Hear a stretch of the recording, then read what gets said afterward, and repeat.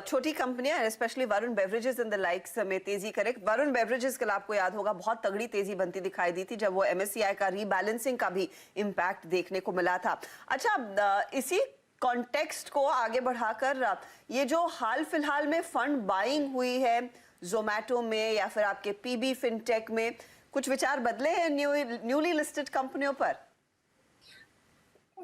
थोड़ा सा और वेट करना चाहूंगा अर्षदा। जोमेटो की अगर हम बात करें तो आप देखिए, उन्होंने बोला है कि अगले 2-3 क्वार्टर में जोमेटो एक्स ब्लिंकिट शायद एबिटा पॉजिटिव हो जाए।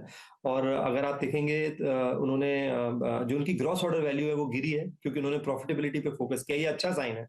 और जो आस्क रेट है उसमें भी जो रेस्टोरेंट का है वो करीबन 70 पैसा बढ़ा है।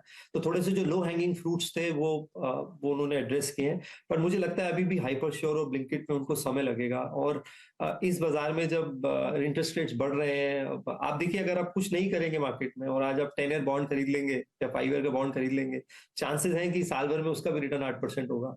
तो मुझे ये लगता है कि मार्केट में रिलेटिव अपॉर्चुनिटीज देखनी चाहिए। तो रिस्क रिवॉर्ड अभी भी मुझे इतना फेवरेबल नहीं लगता है। मैं शायद थोड़ा सा कंजर्वेटिव हूँ और होल्ड टेक्स्ट बुक हूँ।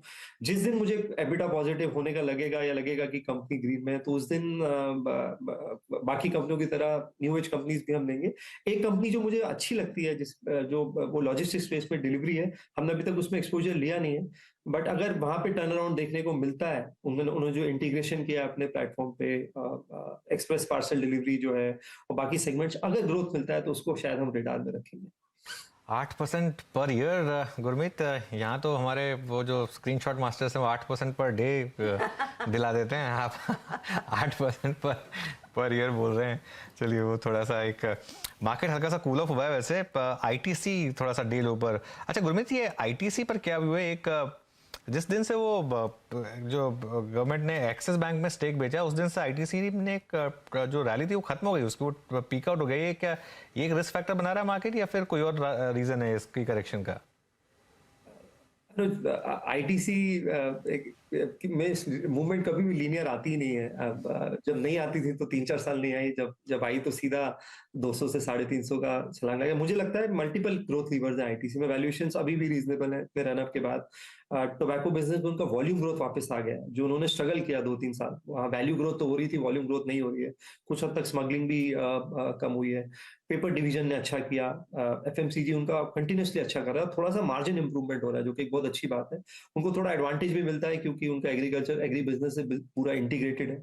तो उनको रॉ मटेरियल जब प्राइसेस बढ़ रहे थे तो एक थोड़ा सा एडवांटेज था। जब अभी सॉफ्ट हो रहे हैं तो मुझे लगता है ज्यादा एडवांटेज देखने को मिलेगा।